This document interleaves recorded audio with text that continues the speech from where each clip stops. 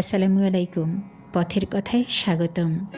পথেই যদি বের না হই তাহলে পথের রূপ দেখাবো কী করে? বলছি এই চালতা বৃক্ষের কথা।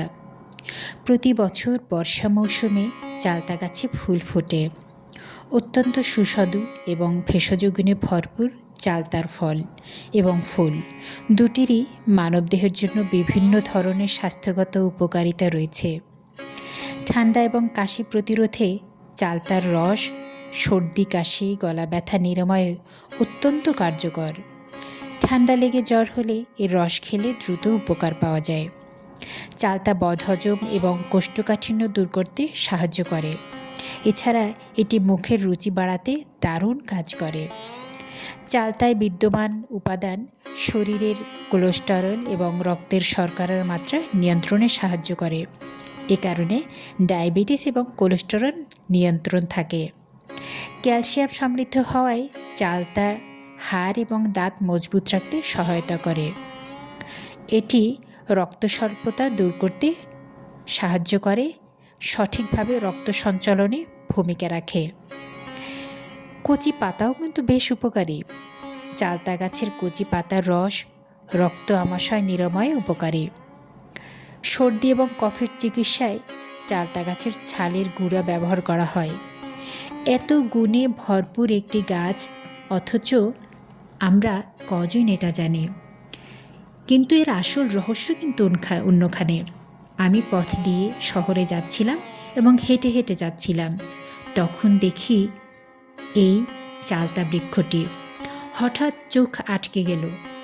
হাঁটা থামিয়ে আপুমণিকে বললাম, এটাই ভিডিও করো। সত্যি গাছে এত ফুল এবং ফল ধরেছিল, আমার ক্যামেরা সবটা নিতে পারছিল না। আমি মোটামুটি ওখানে 5 মিনিট ধরে ভিডিওই করছিলাম। এত ভালো লাগছিল। দেখার পরে আমার মন প্রাণ শান্ত স্নিগ্ধ হয়ে গেল।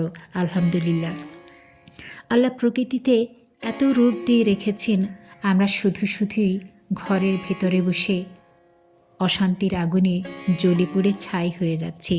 চলুন আমরা পেরিয়ে পড়ি, আমরা প্রকৃতির সৌন্দর্য উপভোগ করি। আল্লাহ সুবহানাহু ওয়া তাআলা প্রকৃতিকে এমনভাবে সাজিয়েছেন যেটা আপনি যদি নিজ চোখে না দেখেন তাহলে সেই সৌন্দর্য আপনি উপলব্ধি করতে পারবেন না। আমি সত্যি এই গাছটির প্রেমে পড়ে গেছি। আমি তো ভাবছি এখন থেকে যত দূরত্বই হোক না কেন প্রতিদিন আমি এই পথেই হেঁটে যাব। আর যতদিন এই গাছে চালতা ফুল থাকবে, ফল আসা পর্যন্ত হয়তো আমি অতদিন অপেক্ষা করতে পারবো না। তার আগে হয়তো মারাও যেতে পারি, যে কোনো সময় যেতে পারি। কিন্তু সত্যি এটা আমার মন ভালো করে দিল, আমার আপুমনির মনও ভালো করে দিল। আর এর যে কী পরিমাণে উপকারিতা সেটা তো বললামই।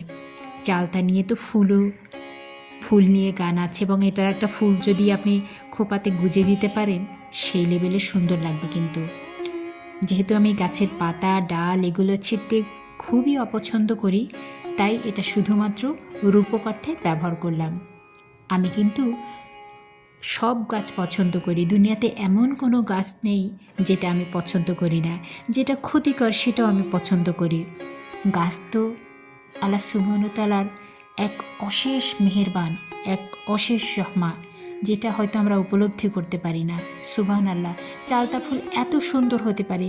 আমার দেখা প্রকৃতিতে অসংখ্য ফুল দেখেছি, কিন্তু এর বৈশিষ্ট্য এবং গুরুত্ব সত্যি অসাধারণ।